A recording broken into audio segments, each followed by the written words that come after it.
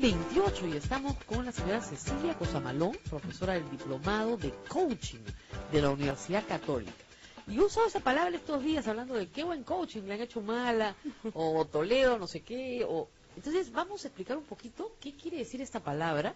Acá la del chinito, ¿qué coaching? ¿Coaching? ¿Qué es eso? Un coach en inglés es un entrenador, pero vamos a saber qué cosa es un coaching. Muchas gracias por estar con nosotros. Al contrario, muchas gracias, Rosa María. Primero empezamos por el principio. ¿Qué cosa es el coaching? El coaching es una conversación, vamos a decir, estratégica entre un cliente, o como nosotros llamamos un coachee, y una persona que se ha formado para escuchar y formular ciertas preguntas que le permitan a ese cliente o a ese coachee resolver algunas situaciones y sobre todo ir hacia adelante, lograr sus metas, lograr sus objetivos. Eso básicamente es una conversación de coaching. Es una asesoría. No es una asesoría porque la diferencia con una asesoría es que el asesor es un experto en un tema. Y el coach no es un experto en el tema. El que es experto es el cliente, es experto en su vida, es experto en sus logros, es experto en sus sueños, en lo que quiere realizar. Entonces, lo que nosotros somos expertos, si podemos decirlo así, es en facilitar procesos de aprendizaje.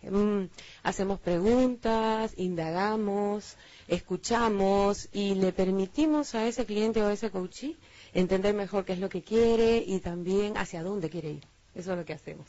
Ese es nuestro trabajo, esa es nuestra función. Es casi una función de psicólogo. Tampoco es un psicólogo, porque el psicólogo básicamente está entrenado para, digamos así, sanar algunas heridas emocionales, ¿verdad? Y el coach, en cambio, está entrenado para preguntar a ese cliente o a ese coachee hacia dónde quiere ir, qué es lo que quiere lograr. Y a partir de allí, trabajar con sus fortalezas, señalarle sus áreas de mejora y apuntalar todo lo que él quisiera hacer. ¿Los candidatos tienen coach? Nosotros los coaches estamos soñando con eso, que ojalá tuvieran un coach, ¿no? Hay algunos que sí parece que tuvieran, ¿eh? Parece que tuvieran, porque ¿no? claro, saben muy bien lo que quieren. Los 5 candidatos punteros y los 11 candidatos, ahora son 10, querían una sola cosa, ganar. Exacto. Y el objetivo es claro, el problema es cómo llegar a él. Exacto, pero esa es justo la diferencia con un coach, ¿no? En el coaching lo que nos interesa no es tanto lo que el coach quiere, si vamos a decir en este caso los candidatos, sino lo que el cliente quiere o el coachee, y en este caso el electorado, la ciudadanía o el país. Ah, no, pero de repente quién sea su cliente, ¿verdad? El cliente puede ser el candidato. También. 12:31, perdón, 12:30 tenemos que ir a la hora y regresamos en un instante con mucho más. 12:30. 12:30 minutos. 12:31 y vamos con Mariana Fernández y el reporte vial. Radio Capital 96.7. Tu opinión importa. 12:35. Y aquí estamos nuevamente hablando de coaching. Estamos con nuestra invitada, que tiene un apellido difícil, Cecilia Cosamalón, ¿no? Y bueno, yo le estaba preguntando, ¿para qué sirve esto del coaching? Que está tan de moda, siempre me llegan, por internet llegan estos spams que dice, métete a un curso de coaching, ¿no? ¿Para qué sirve esto? Sirve para que una persona o una organización logre sus objetivos. Sirve, en el caso de coaching personal, sirve para que alguien que tiene sueños los pueda lograr. Decía antes que hay una frase que dice que si tú quieres lograr tus sueños, ponle fecha. Y los coaches en eso somos buenos, para articular, ayudar a las personas y facilitar que ellos tengan un aprendizaje para que logren esas metas. ¿Por qué las personas no pueden hacer eso por sí mismos? ¿Por qué necesitan un entrenador al lado? Yo creo que hay personas que sí lo logran. Vamos a decir, hay gente que tiene gran capacidad para lograrlo. La verdad que el coaching, como cualquier otra profesión, no es la profesión, es simplemente un servicio más. Pero si alguien quiere acortar esas metas, ese proceso de aprendizaje, yo creo que los coaches podemos hacerlo. Nos entrenamos para eso, tenemos competencias. Y ahí de eso quería comentar justamente que ojalá los líderes tuvieran algunas competencias de coaching. Perdón. Ahora, ¿el líder nace o se hace? En realidad hay muchas escuelas, ¿no? Las que dicen que las personas nacen con estas habilidades y tal. Hasta las que dicen que no, que es circunstancial, que depende de la situación. Lo que nosotros decimos es que hay otro elemento añadido ahí. El liderazgo supone autoridad, supone poder. Y ahí viene la gran pregunta. ¿Uno nace con ese poder? Y lo cierto es que no. El poder se lo otorga quienes rodean a ese líder. El poder se lo otorga en este caso los electores, la ciudadanía, ¿sí? Y eso para nosotros es muy importante porque genera algo central en un líder, que es la humildad, ¿no? Hay un autor que dice humildad ontológica, le pone. Él es decir, humildad desde el ser, ¿no?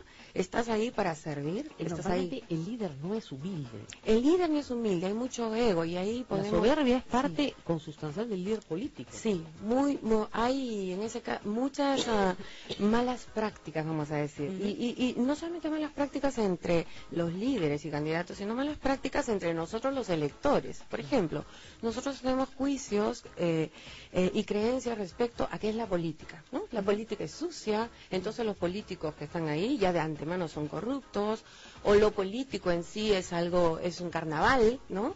Y eso perjudica la labor, como perjudica también a los líderes, ¿no? Entonces, ¿usted cree que algún líder haya tenido un buen coaching en este momento?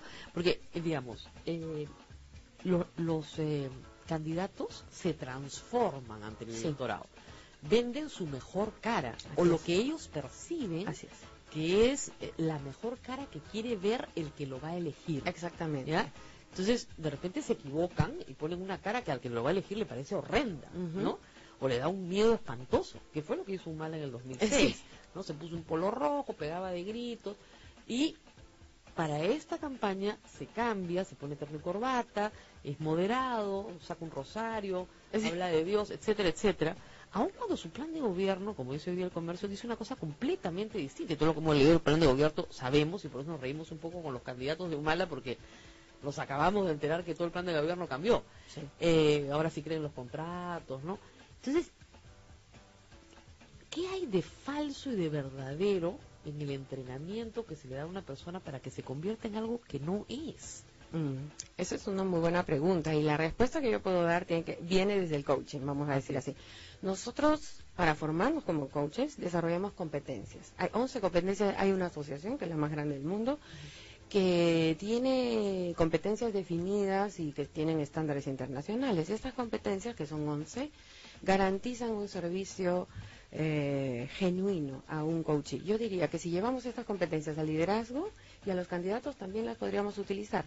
La primera competencia tiene que ver con la ética, con la credibilidad y la integridad. Y si nosotros ponemos esa regla primera para los candidatos, tendríamos que comprobar, ¿no es cierto? Comprobar qué tan sinceros son, qué tan competentes son y cómo va su reputación en temas tan álgidos como empleo, seguridad, pobreza, ¿verdad? Narcotráfico, corrupción. Creo que ahí la primera competencia que podemos prestar los coaches a los candidatos podría ser esa. Ser sincero. Ser sincero, ser honesto, ¿verdad? Y nosotros podemos observar eso eso primero también. Le van a decir, señora Cecilia, muchísimas gracias, acaba de usted ser despedida. ¿Verdad? Claro. Y ahora vendría, pero si nosotros asesoramos, por ejemplo, a alguien, supongamos que estamos en una empresa que está asesorando imagen, sí podríamos mirar algunas cosas que vienen de la formación del coaching. Es que nosotros vemos por lo menos 3 dominios dentro de la formación. Uno que es el lenguaje, lo que uno dice, el discurso, la emocionalidad de la que lo dice, es el otro, y el cuerpo con que lo hace. Y si nosotros miramos ahí, hay algunos candidatos cuya sonrisa o apariencia realmente no es atractiva para el electorado, ¿verdad? Y que claramente, o alguien que aparece con tanta seriedad o que tiene una imagen de ama de casa en vez de líder política, ¿verdad? Claro, entonces, ¿eso se puede transformar? Sí. Eso sí se puede transformar. Digamos, claro, podemos transformarla. El envase. El envase podemos transformarlo, pero ahí viene la siguiente parte. El contenido. Exactamente. Uno puede realizar acciones para hacer cierto tipo de transformación hasta cierto nivel. Pero si queremos hacer transformaciones más profundas, eso requiere un trabajo más arduo. Eso requiere, evidentemente, trabajar la capacidad para desarrollar intimidad, cercanía de este líder, para tener capacidad de escucha activa, ¿no es cierto? tiene que tener capacidad para indagar bien cuáles son las necesidades del país, para delegar responsabilidades, ¿no? Para concertar. Hay una serie de otros elementos que un líder va a necesitar desarrollar, y la verdad es que nosotros los coaches estamos, si bien deseosos, hasta cierto punto también inquietos, ¿no? ¿Cómo se puede servir al país sirviendo a líderes y a políticos, ¿no? ¿Cómo se puede apuntalar esto y ofrecerles competencias de un coach, ofrecerles competencias de un líder para que puedan servir mejor al país? Tenemos llamadas, la gente quiere participar. Estamos en Radio Capital 96.7, 222-0575, 222-0580, 222-0711 son nuestros teléfonos. Por favor, llamen a estos y no a otros, porque a veces llaman acá y contestan en el anexo de la entrada y no entra la llamada y se arma un laberinto. ¿Aló? ¿Aló? Sí, le escuchamos. Le pido por favor que se pongan los auriculares para que pueda escuchar. Hola. Sí, señora, la escuchamos. Hola, ¿qué tal? Habla Gabriela, La escuchamos. de Los Olivos. Sí. Estaba cocinando y acabo de escuchar algo. La señorita que está hablando sobre los coaching, ¿verdad? Que son como entrenadores, algo así. Exactamente. Acaba de decir que se puede enseñar a alguien a ser honesto. Yo le preguntaría una cosa, a una persona adulta, ¿se le puede enseñar a ser honesto? Ese es un tema ético que viene desde el hogar. ¿Cómo así? ¿Qué estrategias? No creo que solo sentándose y diciéndole debe ser honesto. Supongo que ellos desarrollan alguna estrategia que tiene que ver directamente con la psicología. Así es. ¿No? Quería que nos explique eso. Vamos a hablar de eso, está muy bien. Muchas gracias. El tema de la honestidad y de los valores de un ser humano. Ustedes trabajan con adultos. Nadie tiene, pues, como me decían en la campaña pasada, un termómetro para medir la honestidad. Pero una persona que es deshonesta, ya de adulta, ¿puede cambiar? Sí, claro, todos podemos cambiar, arrepentirnos de lo que hemos hecho. Pero ¿es el proceso de coaching el que va a permitir cambiar? En realidad ese es un desafío y nosotros no podemos atribuirnos, ¿no? Sería vano creer que a través de un proceso de coaching una persona va a cambiar sus valores más profundos, pero sí podemos ofrecer algunas herramientas. Por ejemplo, nosotros podríamos decir, es posible mirar el comportamiento de alguien y es posible establecer algunos indicadores, es decir, mira, si una persona consistentemente promete algo y no cumple, estamos hablando de esta falta de credibilidad y por lo tanto asumiríamos que esto supone también un nivel de integridad que habría que reforzar. Y así por el estilo, podemos encontrar algunos indicadores concretos para poder decir si existe o no existe. Más allá de eso, esto es un trabajo más largo. Esto lo saben las empresas. Las empresas que están buscando profesionales que sean confiables. Ese es el punto, ¿no es cierto? Como necesitamos en el país, lo mismo que necesitamos en una empresa, necesitamos en el país, gente confiable. Claro, pero resulta que yo, como empresa, percibo que tengo un trabajador que es deshonesto. No tengo tiempo para el coaching. Exacto. Chao. En el caso de la empresa eso es mucho más fácil, ¿no? Claro. Pero en el caso nuestro, que somos electores, ¿cómo despedimos a un presidente? No votamos por ¿verdad? él. Ese es el punto, que entonces podemos, y la pregunta de la señorita nos lleva al tema siguiente. Nosotros los electores tenemos capacidad de decisión, tenemos que reforzar ese poder que le vamos a otorgar a alguien. Entonces tenemos que educarnos. Y la pregunta es clave. ¿Cómo podríamos darnos cuenta que un candidato es honesto? Yo no tengo la respuesta y creo que no la tenemos, pero si juntos la armamos, de repente sí. Y por ejemplo, podríamos decir, ¿qué pasa si alguien habla acerca de sus propuestas? ¿Por qué no chequeamos las propuestas?